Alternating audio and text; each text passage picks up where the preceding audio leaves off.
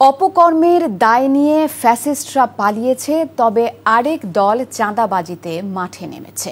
তারা কোনো সংস্কারে রাজি না, গণভোটেও সম্মতি নেই। তবে কেউ নির্বাচন বানচালের চেষ্টা করলে তাদেরকে শক্ত হাতে প্রতিরোধের হুঁশিয়ারি দেন জামায়াত ইসলামের আমির ডাক্তার শফিকুর রহমান। সিলেটে সমমনা ৮ দলের সমাবেশে অন্যান্য বক্তারা বলেন, আগে গণভোট হতে হবে, পরে জাতীয় সংসদ নির্বাচন।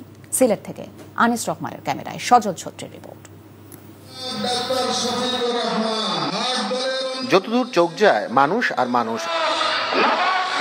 সিলেট আলিয়া মাদ্রাসা মাঠ ছাড়িয়ে মানুষ অবস্থান নেয় আশপাশের সড়কে। দলীয় প্রতীক, ব্যানার আর ফেস্টুনে ছেয়ে যায় গোটা এলাকা। দুপুরে জামায়াত ইসলামী আন্দোলন সহ সমমনা ৮ দলের বিভাগীয় সমাবেশ শুরু হওয়ার কথা থাকলেও ১২টার আগেই লোকারণ্য হয়ে পড়ে সমাবেশস্থল। সমাবেশে জাতীয় নির্বাচনের আগে গণভোট, জুলাই সনদের সাংবিধানিক স্বীকৃতি ও নির্বাচনে লেভেল প্লেইং ফিল্ড তৈরি সহ ৫ দফা দাবি জানান ৮ দলের শীর্ষ নেতারা।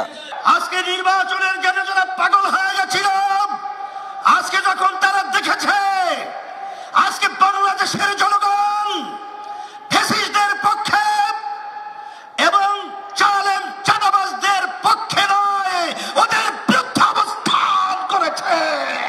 জীবন দিয়ে জুলাই যোদ্ধারা বাংলার মাটি থেকে যেই ফ্যাসিবাদ এবং বিদেশি কাহিনী শক্তিবাদীকে উৎখাত করেছে, বাংলার মাটিতে নতুন কোন ফ্যাসিবাদকে জায়গা করতে দেবে না ইনশাআল্লাহ।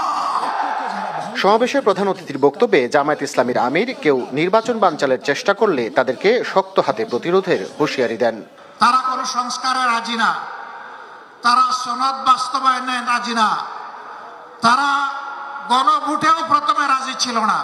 যারা এতদিন নির্বাচনের জন্য নির্বাচন করে জনগণকে বেহুশ করে তুলেছিল, এখন তারা ভিন্ন সুরে কেউ কথা বলতে শুরু করেছেন। তারা যে সমস্ত কর্মকাণ্ড বাংলাদেশে পরিচালনা করছেন, বাংলাদেশের জনগণ তাদেরকে আগামী নির্বাচনে লাল কার্ড দেখানোর জন্য প্রস্তুত হয়ে গিয়েছে। দুনিয়াবী স্বার্থ বিসর্জন দিয়ে সকল ইসলামপন্থী দলকে এক পতাকা তলে আসার আহ্বান জানিয়ে জামায়াত আমির বলেন, দেশে আর বিদেশি শক্তির দাদাগিরি চলতে দেওয়া হবে না। কেউ যেন আমাদের উপরে কোনো দাদাগিরি করতে না আসে। আমরা আর কারো দাদাগিরি দেখতেও চাই না, বরদাস্ত করতেও রাজি নই। বাংলাদেশ চলবে আল্লাহ তাআলার নির্দেশ মোতাবেক, এই দেশের জনগণের পছন্দে। সকল ধরনের মোহের জাল ছিন্ন করে আপনারা আপনাদের আঙ্গিনায় চলে আসুন। এই আঙ্গিনা আপনাদের আঙ্গিনা। এখন যেখানে ঘোরাফেরা করছেন, এটা আপনাদের আঙ্গিনা না। সমমনা ৮ দলের এই সমাবেশে সভাপতিত্ব করেন খেলাফত মজলিসের আমির মাওলানা আব্দুল বাসিত আজাদ। সজল ছত্রী, এনটিভি নিউজ, সিলেট।